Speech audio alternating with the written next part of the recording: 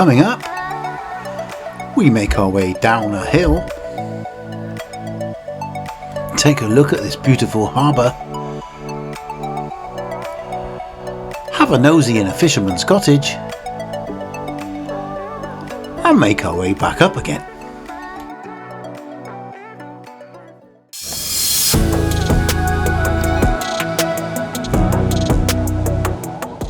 Hey folks, welcome back to the channel, or welcome if you haven't been before. I'm Watto, that's Kim, and we're wandering about in the rain again. We're in North Devon, and today we're having a look at Clovelly.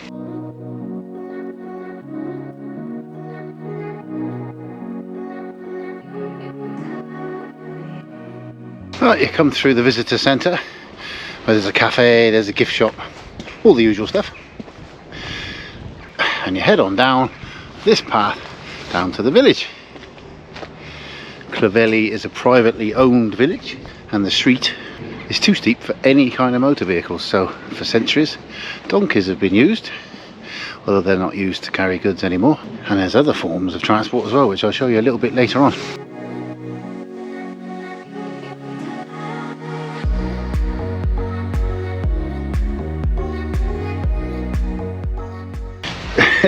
Kim using the diagonal swoop technique to descend the hill. This is only the first bit outside the visitor centre, we haven't got anywhere near the village yet. Anyway, onward.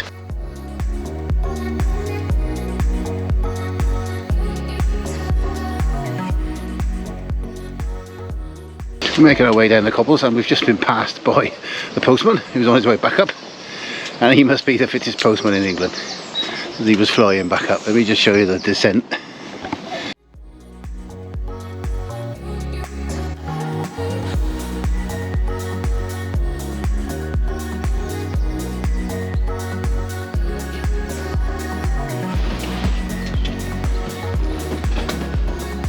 So that's one of the forms of transport I was telling you about, is a makeshift sled out of wood. That's the easiest way to carry things up and down the hill. Ingenious really, although it does look like hard work.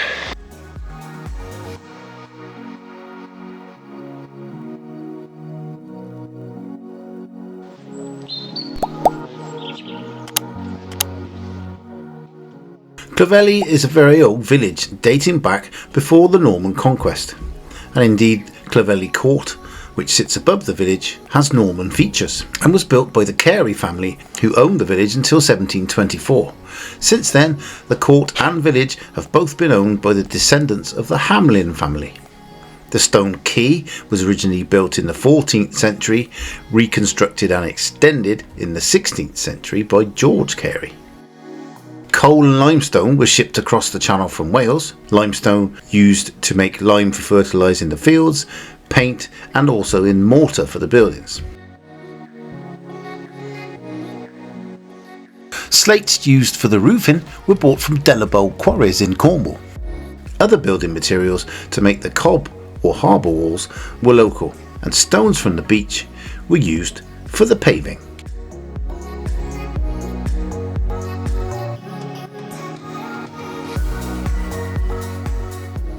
Hard to imagine each and every one of these cobbles that we're stumbling down on were hauled up from the beach below and laid to make this street, which is called up along or down along, depending on which way you're going.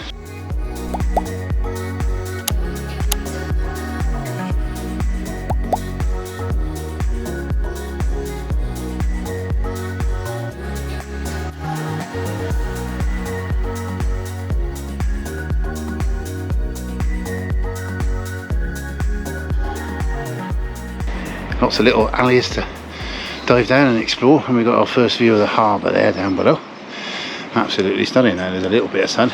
It is a bit wet and rainy today, but when the sun pops out, it's beautiful. This bit takes a little switch back and goes right on down there now towards the harbour. A little viewpoint, and there's a good few benches and places to have a little rest on. I'm guessing we might need that coming back up.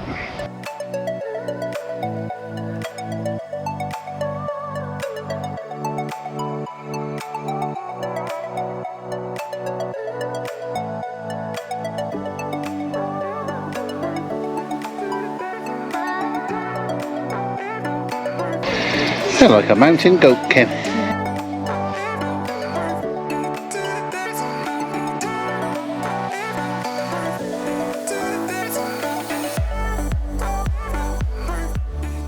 Trust me when I say the rain and indeed hailstones we had on the day didn't make walking up and down on these cobblestones any easier.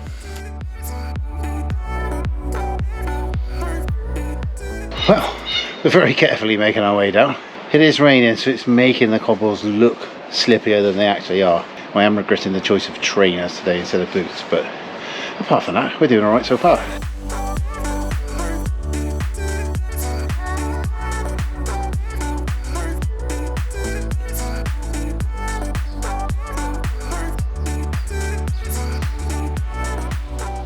Now that is a view, and well worth walking all the way down for.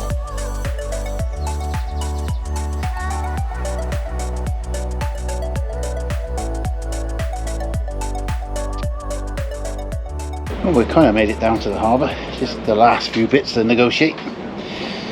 And it is still a working fishing harbour, village. Still have a hotel here, you can stay here. I should imagine it'd be very nice. There is an access road at the back. I don't think you've got to walk up and down every time you want to get to your car in the car park. A famous quote states, "Clovelly fishermen are famed for their endurance and Clovelly herrings for their flavour." The herring season in Bideford Bay lasted from September to December, and the fishing was mostly at night, so the fish couldn't see the nets. Right up until the middle of the 19th century, the catch was auctioned on the beach, but after the railway was built, the catch was then sent by train from Bideford to markets all over the country. There was also trawling for plaice, sole and skate, and in the spring there was long line fishing for cod and hand line fishing for congers, and in summer, lobster fishing. And that was a set of precarious stairs. Just behind me there, you can just see there's a bit of a memorial there. And that is to a couple of people, Richard Harris and James Jewell, who drowned during the Great Gale of 1832. And you can imagine this bit of coastline getting absolutely battered by storms and gales. And yes. Right, we're up on top of the harbour wall. Can't actually see over it because it's quite big. I think it's big for a reason. There's protection for the harbour there to the side of me. Obviously from the elements out to sea over here.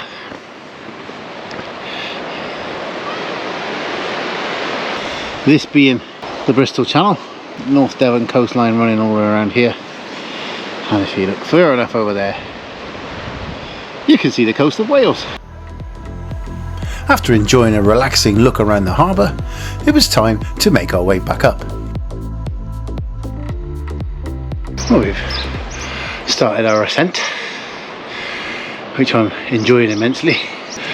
And the rain's made the cobbles nice and slippy now, so we're just going to take our time. We can't do anything else, we have to take our time.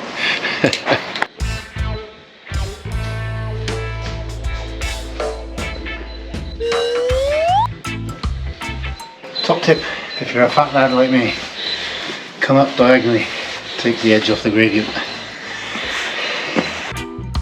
Trust me, it really does work.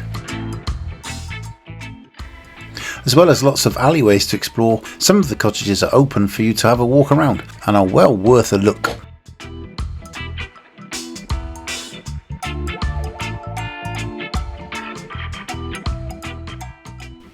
Inside the fisherman's cottage, you really did get a sense of what it was like to actually live there.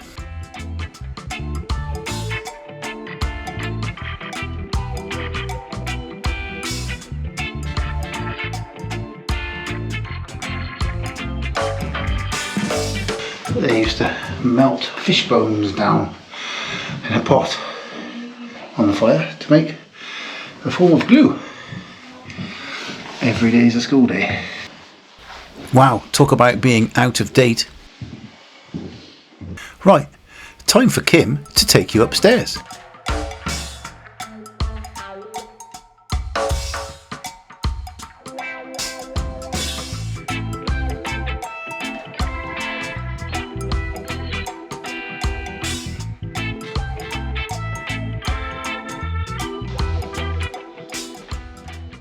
attic room. Wow. Let's go and have a look at that when I get up these steps. Quite deep steps, my little legs. Up we go. Oh God. Wow, I bet they had a nice view out of there in the day. Those trees wouldn't have been so high, would they? Wow, look at this. The fishermen's things hanging up. And now to go back down these precarious stairs. Oh my God. Nicely done, Kim. Let's go and have a look at the chapel.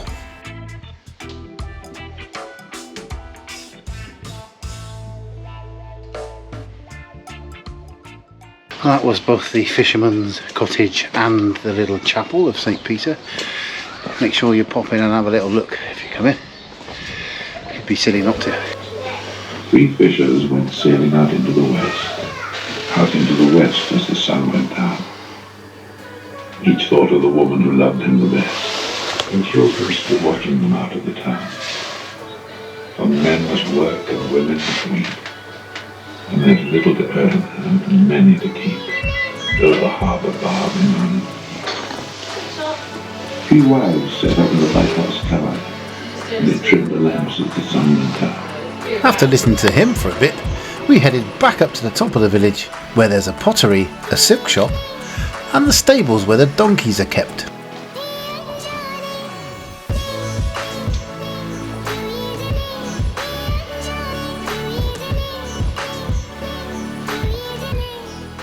Right, here in Clovelly, this is the donkey stables. As you might have seen them in there, very special breed of donkey. They're actually invisible donkeys, local to this area. Well, I hope you've enjoyed that little walk around Clovelly with us. I say round, walk down and up.